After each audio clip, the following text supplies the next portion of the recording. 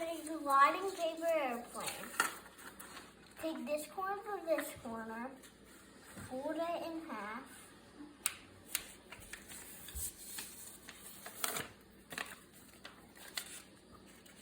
Open it.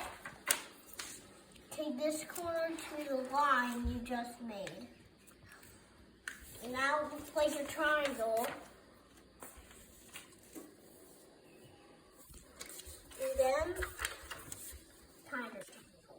And then take the side and do it again.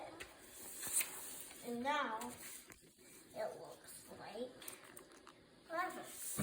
And take this corner to this thing.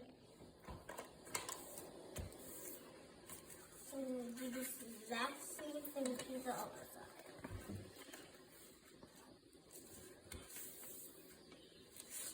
And then take this, the top of this, down here to there, where you just made